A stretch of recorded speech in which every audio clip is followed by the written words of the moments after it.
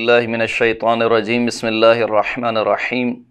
الحمدللہ رب العالمین والصلاة والسلام علی محمد وعلی آلہ الطیبین الطاہرین المعصومین واللعنۃ الدائمۃ علی اعدائہم اجمعین اما بعد فقد قال اللہ سبحانہ وتعالی فی کتابہ المجید بسم اللہ الرحمن الرحیم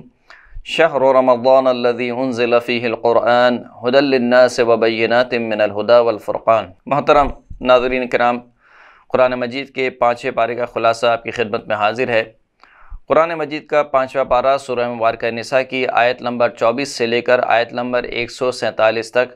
یہ تمام آیتیں 5ویں پارے میں شامل ہیں۔ 5ویں پارے کی جو ابتدائی آیت ہے وہ تسلسل ہے چوتھے پارے کی آخری آیت کا، یعنی سورہ مبارکہ نساء کی جو 23ویں آیت ہے جس میں خداوند کریم نے ان عورتوں کا تذکرہ کیا کہ جو نکاح کے حوالے سے ایک مرد پر حرام ہیں،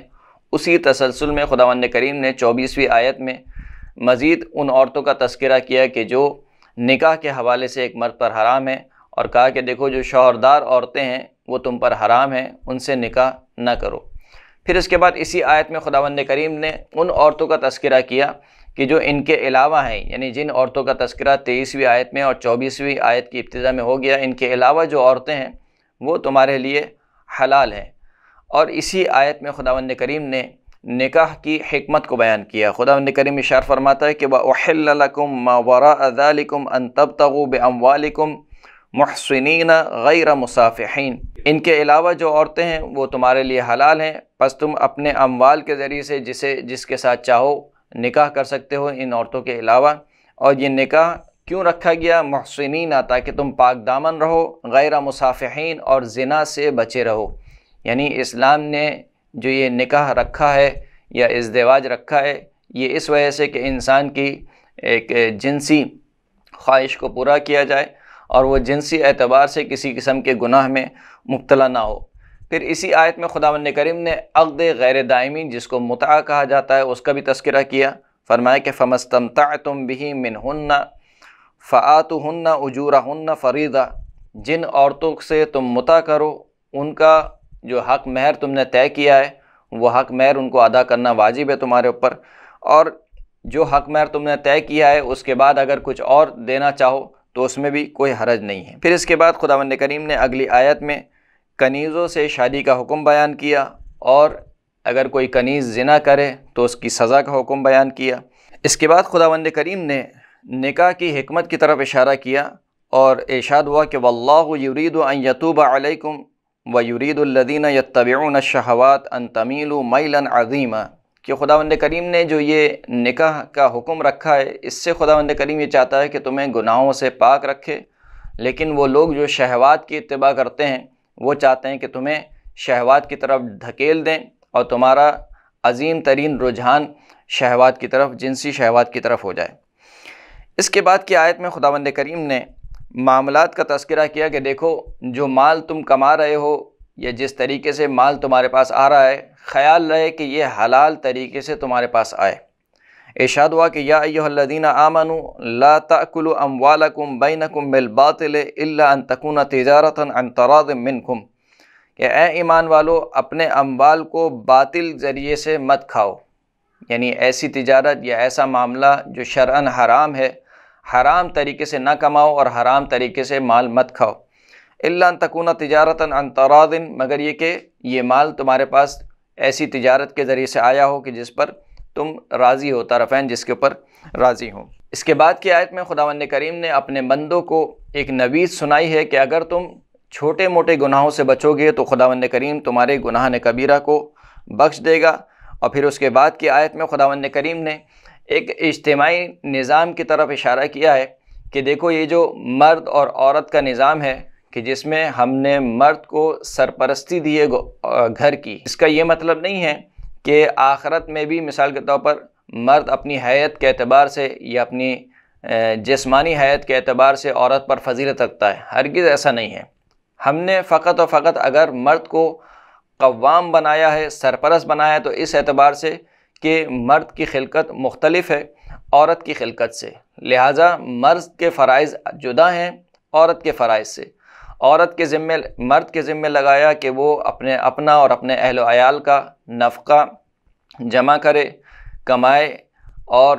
عورت کے اوپر واجب نہیں کیا کہ وہ مثال کے طور پر اپنے شوہر کو کما کر کھلائے اور لا کر دے، لیکن دوسری جانب سے جو گھر کی ذمہ داری ہے وہ ایک طریقے سے عورت کے اوپر رکھی، اولاد کی تربیت کی ذمہ داری، اگرچہ کہ دونوں کی ذمہ داری ہے، ماں باپ دونوں کی ذمہ داری ہے، لیکن اس میں زیادہ تر حصہ عورت کے حصے میں آتا ہے، کیونکہ عورت زیادہ تر گھر پہ ہوتی ہے اور عورت کے پاس ہی زیادہ تر اولاد ہوتی ہے۔ لہٰذا خداوند کریم نے اس بات کی طرف اشارہ کرتے ہوئے ارشاد فرمایا کہ الرجال قوامون علی النساء بما فضل اللہ بعضهم علی بعض وبما انفقوا من اموالہم، کہ دیکھو یہ جو مرد ہیں یہ عورتوں پر قوام ہیں، یعنی عورتوں کے سرپرست ہیں۔ کس اعتبار سے؟ بما فضل اللہ بعضهم علی بعض، کہ اس سبب سے کہ جس کی وجہ سے خداوند کریم نے بعض کو بعض پر فضیلت دی ہے، یعنی یہ فضیلت اخروی فضیلت نہیں ہے، مانوی فضیلت کی بات نہیں ہو رہی ہے، یعنی جسمانی اعتبار سے عورت کی حیت مرد کی حیت سے تھوڑی سی جدا ہے۔ لہذا کیونکہ مرد کو اگر خداوند کریم نے طاقتور بنایا ہے تو اس کے ذمے کچھ ذمہ داریاں رکھی ہیں کہ وہ جائے نفقہ کمائے اپنے اہل و عیال کے لیے۔ اور اسی آیت میں خداوند کریم نے اچھی زوجہ کی خصوصیات کو بیان کیا، فرمایا کہ اچھی زوجہ کون سی ہوتی ہیں؟ فالصالحات قانتات حافظات للغیب بما حفظ اللہ، کہ صالح بیوی وہ ہوتی ہے کہ جو اپنے شوہر کی اطاعت گزار ہو، اپنے شوہر کے حکم کی تعمیل کرے، اور جب اس کا شوہر حاضر نہ ہو اس کے شوہر کی غیر موجودگی میں شوہر کے مال کی حفاظت کرے، شوہر کی عزت کی حفاظت کرے، اس کی آبرو کی حفاظت کرے۔ اور اسی آیت میں پھر خداوند کریم نے ذکر فرما دیا کہ اگر کوئی بیوی جنسی اعتبار سے اپنے شوہر کی مخالفت کرتی ہے تو اس کی کیا سزا ہے اور اس کا حل کیا ہے۔ پھر اس کے بعد خداوند کریم نے اس کی اگلی آیت میں یہ سمجھا دیا کہ دیکھو میاں بیوی کا رشتہ بہت عظیم رشتہ ہے، اور اسلام قطعاً یہ نہیں چاہتا کہ میاں بیوی کے رشتے میں طلاق ہو اور جدائی ہو۔ اسی لیے شاید ایک روایت میں آیا کہ ابغض الحلال عند اللہ الطلاق،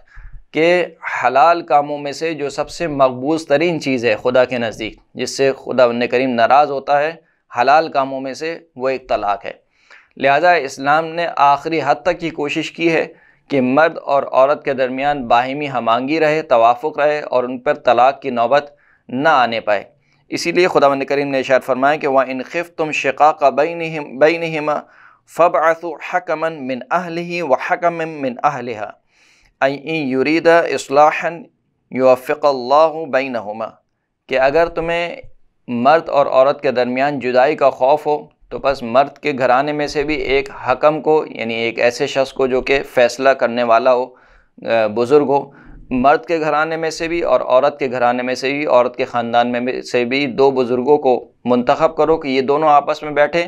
اور ان کے جو باہمی معاملات ہیں، جو مشکلات ہیں، ان کا حل تلاش کریں، اور چاہیں کہ کسی بھی طریقے سے یہ میاں بیوی آپس میں شادی کے بندھن میں بندھے رہیں۔ اس کے بعد کی آیت میں خداوند کریم نے مومنین کو کچھ نصیحت کی کہ وہ اللہ کی عبادت کریں، اس کے ساتھ کسی کو شریک قرار نہ دیں، اپنے والدین کے ساتھ احسان کریں، نیکی کریں، اپنے رشتہ داروں کے ساتھ، یتیموں کے ساتھ، مسکینوں کے ساتھ، پڑوسیوں کے ساتھ نیکی کریں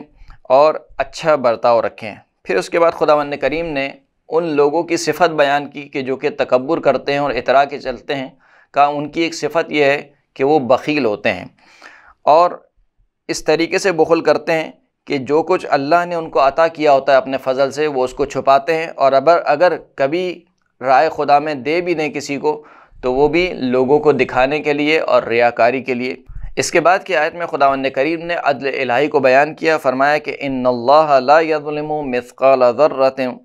وان تک حسنۃ یضاعفها ویؤتی من لدنہ اجرا عظیما، کہ بے تحقیق خداوند کریم کسی پر ذرہ برابر بھی ظلم نہیں کرتا، رائی کے دانے کے برابر بھی ظلم نہیں کرتا۔ اگر کوئی اچھائی ہوتی ہے تو خداوند کریم اس کو بڑھا دیتا ہے،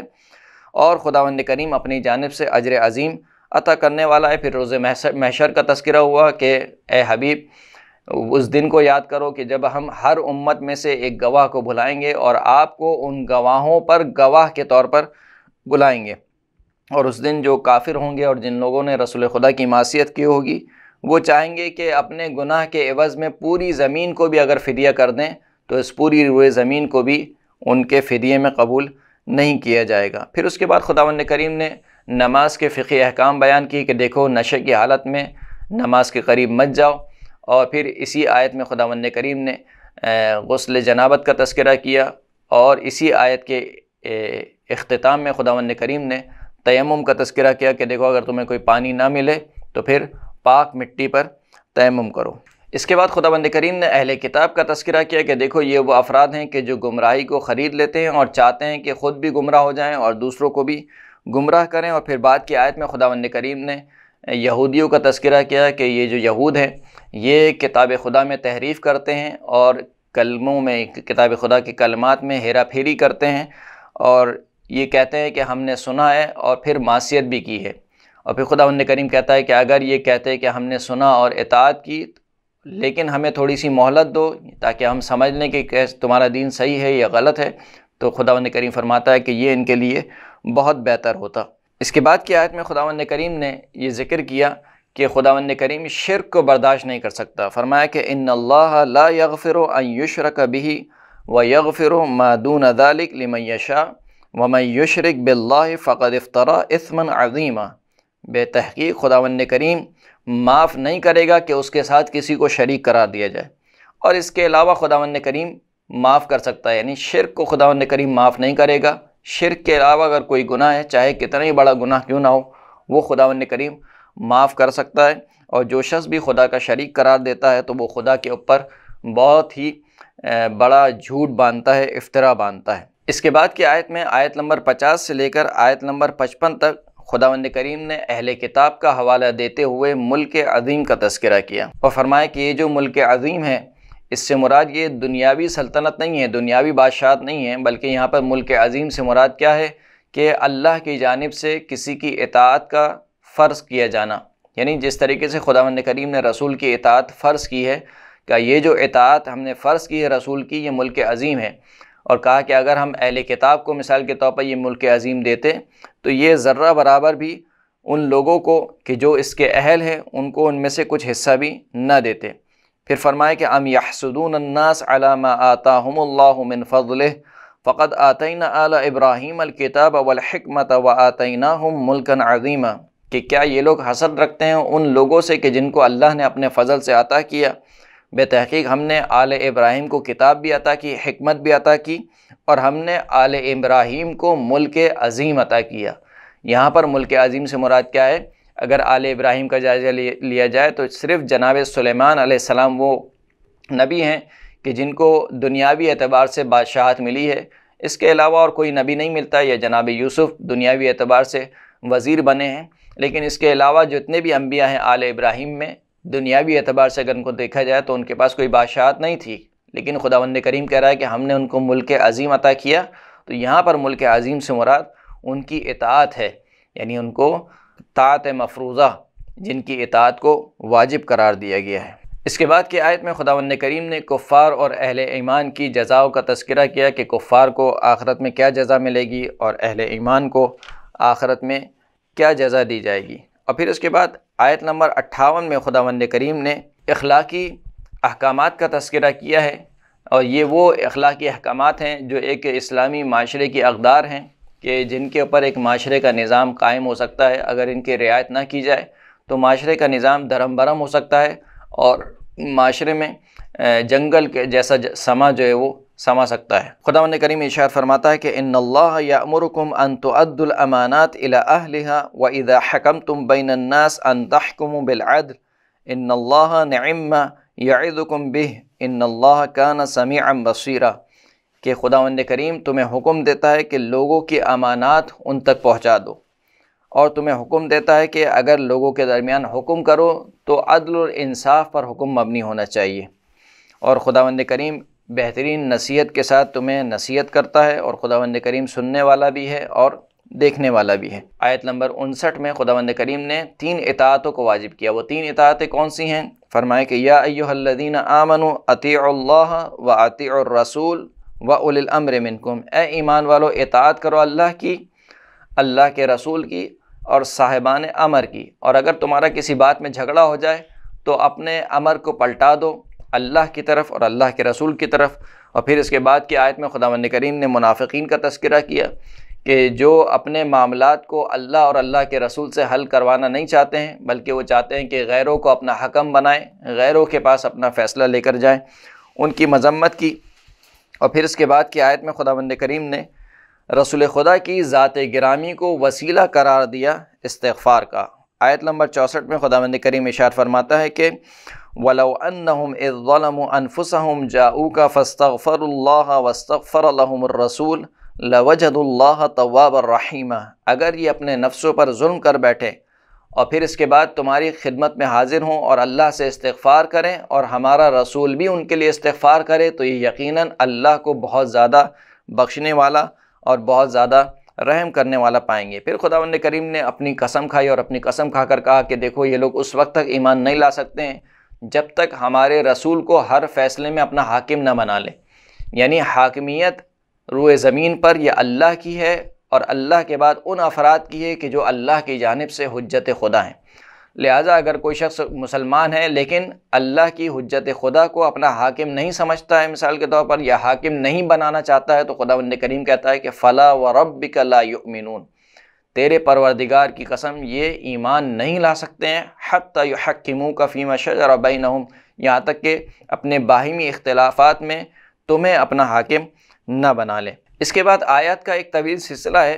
آیت نمبر 66 سے لے کر آیت نمبر 81۔ ان آیت میں جہاد کا تذکرہ ہوا، مسلمانوں کو تشویق دلائی گئی جہاد کی طرف، مسلمانوں کے حوصلوں کو بلند کیا گیا، جہاد میں شرکت نہ کرنے والوں کی مذمت کی گئی کہ وہ لوگ جو کہتے ہیں کہ مثال کے طور پر اگر مسلمانوں میں سے کوئی شہید ہو جائے تو کہتے ہیں کہ اچھا ہوا کہ ہم ان کے ساتھ نہیں گئے ورنہ ہم بھی شہید ہو جاتے، اور اگر کسی مسلمان کو مثال کے طور پر مال غنیمت ملتا ہے جہاد سے تو کہتے ہیں کہ کاش ہم بھی تمہارے ساتھ ہوتے۔ تو ان افراد کی خداوند کریم نے مذمت کی ہے کہ گھر بیٹھے ہوئے مثال کے طور پر اللہ کی راہ میں نہیں نکلتے ہیں، عذر تراشیاں کرتے ہیں اور جہاد کرنے سے گریز کرتے ہیں۔ آیت نمبر 82 میں خداوند کریم نے قرآن مجید میں غور و فکر اور تدبر کرنے کی طرف دعوت دی۔ افلا یتدبرون القرآن ولو کان من عند غیر اللہ لوجدوا فیہ اختلافا کثیرا، کہ کیا یہ قرآن میں غور و فکر اور تدبر نہیں کرتے ہیں؟ اگر یہ قرآن اللہ کے علاوہ کسی اور کی جانب سے ہوتا تو یہ اس کے قرآن میں بہت زیادہ اختلاف پاتے۔ اس کے بعد دوبارہ خداوند کریم نے جہاد کا تذکرہ کیا، رسول خدا کو حکم دیا کہ وہ مسلمانوں کو جہاد کی تشویق دلائیں۔ اس کے بعد کی آیت میں خداوند کریم نے قتل غیر عمدی، یعنی اگر کوئی شخص کسی مومن کو غلطی سے قتل کر دے تو اس کا تذکرہ کیا، اس کی سزا اور اس کا جو کفارہ ہے وہ ذکر کیا، اور پھر اس کے بعد کی آیت میں قتل عمدی کو ذکر کیا کہ اگر جان بوجھ کر کوئی شخص کسی مومن کو قتل کر دے تو اس کی جزا اور اس کی سزا کیا ہے کہ وہ ہمیشہ ہمیشہ کے لیے جہنم میں رہے گا۔ اس کے بعد دوبارہ جہاد کا تذکرہ ہوا اور فرمایا کہ مومنین آپس میں برابر نہیں ہیں، جو جہاد کرنے والے ہیں وہ اور جو گھر میں بیٹھے رہ جانے والے ہیں ان دونوں کا درجہ ہرگز برابر نہیں ہے۔ اور پھر اس کے بعد خداوند کریم نے مستضعفین کا ذکر کیا، کون سے افراد ہیں جو مستضعفین شمار ہوتے ہیں ان کا ذکر ہوا۔ پھر خداوند کریم نے اللہ اور اللہ کے رسول کی جانب ہجرت کر جانے والوں کا تذکرہ کیا، اور پھر اس کے بعد سفر میں قصر نماز کا تذکرہ ہوا، اور پھر اس کے بعد نماز خوف کا تذکرہ ہوا، خیانت کرنے والوں کا تذکرہ ہوا کہ یہ جو خیانت کرنے والے ہیں اپنے رسول کو حکم دیا کہ اے حبیب آپ ان خیانت کرنے والوں کے حامی اور مددگار نہ بنیں۔ پھر اس کے بعد خداوند کریم نے ایک مرتبہ دوبارہ آیت نمبر 116 میں یہ فرمایا کہ شرک ناقابل معافی اور ناقابل برداشت جرم ہے۔ خداوند کریم ارشاد فرماتا ہے کہ ان اللہ لا یغفر ان یشرک بہ ویغفر ما دون ذلک لمن یشاء ومن یشرک باللہ فقد ضل ضلالا بعیدا، کہ خداوند کریم یہ برداشت معاف نہیں کرتا کہ اس کے ساتھ کسی کو شریک کرا دیا جائے، اور اس کے علاوہ خداوند کریم جس کو چاہتا ہے معاف کر دیتا ہے، اور جو شخص بھی اللہ کے ساتھ کسی کو شریک قرار دیتا ہے تو وہ کھلی ہوئی گمراہی میں گمراہ ہو چکا ہے۔ پھر اس کے بعد خداوند کریم نے مشرکین کی مذمت کرتے ہوئے شیطان کی خواہش کو ذکر کیا کہ شیطان یہ چاہتا ہے کہ لوگوں کو گمراہ کرے، ان کو ان کی آرزوؤں میں الجھا کر رکھے۔ اور پھر اس کے بعد خداوند کریم نے آخرت کی کامیابیوں کا تذکرہ کیا کہ اگر کوئی شخص آخرت کی کامیابی چاہتا ہے تو آخرت آرزو سے اور امید سے نہیں ملتی ہے، اس کے لیے عمل انجام دینا پڑتا ہے۔ لہٰذا جو شخص بھی عمل انجام دیتا ہے وہ آخرت میں اس کی جزا پائے گا، نیک کام کرے گا تو نیک جزا پائے گا، برا کام کرے گا تو بری جزا پائے گا۔ اور پھر اس طریقے سے اس پارے کے آخر میں خداوند کریم نے ایک مرتبہ دوبارہ یتیموں کے حقوق کو بیان کیا، میاں بیوی کے مسائل پر گفتگو ہوئی، توحید کو بیان کیا، دنیا اور آخرت کے ثواب کا تذکرہ ہوا، اور آخر پارے میں خداوند کریم نے ان افراد کا تذکرہ کیا جو مرتد ہو گئے، یعنی اسلام لانے کے بعد دوبارہ کافر ہو گئے، اور منافقین کا تذکرہ ہوا۔ یوں اس طریقے سے یہ پارہ یہاں پر ختم ہوتا ہے۔ وآخر الدعوانا ان الحمد للہ رب العالمین۔